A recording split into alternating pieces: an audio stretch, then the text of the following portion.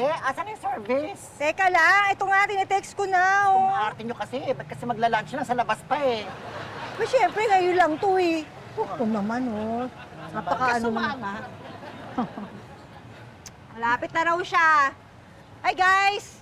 May plano na ba kayo ngayong Valentine? Ako, depende pa sa schedule, Chito. Kung free siya, I guess we'll hang out. Ako excited ako kasi nag-promise sa akin si Tommy na magkasama kami the whole day. Ikaw, anong date nyo, Janice? Wala. Nako, Patrick, sobrang busy nun sa KTV. Kaya plano ko, pupunta ako na lang siya doon. Para at least magkasama pa rin kami. Hindi pa ako nakakapunta sa KTV na yun. Maganda ba doon? Oh, maganda doon. Ang may-ari nun yung asawa ni Sir Pepito, si Ma'am Elsa. Ah, okay. Makatambay nga doon minsan. Ay, gusto mo sa Sabado, sasamahan kita. Wala naman akong kasama ngayong darating na Valentine. Alam mo na. Ako meron eh. Ganon. Oo eh. Sorry Hindi ako nababakante kapag Valentine's eh. Wow! Ang gwapo mo naman talaga, no? Uy, thank you Huwag mo na isigaw, nakakahiya ka yan. Alam mo, buti pa, Janice, sasama na lang ako sa KTV sa'yo. Mag-video okay party na lang tayo. Bakit wala kayo date ng boylet mo? May mapupuntahan yun. Video kay party din? Hindi. Birthday party? Hindi rin.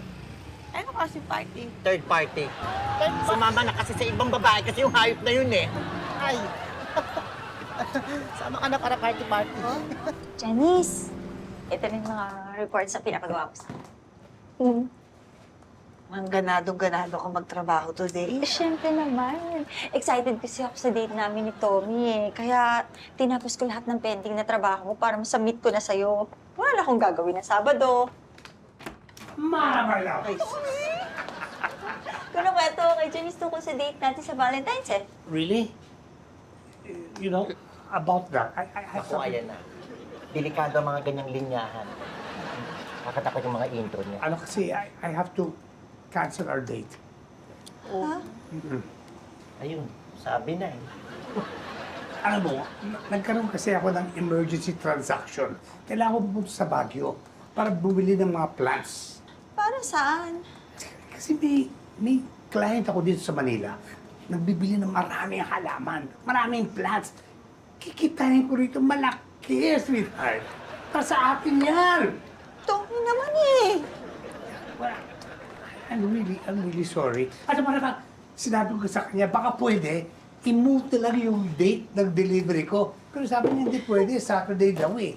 Kaya, I promise, I'll make it up to you. I promise. I promise. Wala naman ako magagawa eh. Attend na lang ako ng mga meeting ko.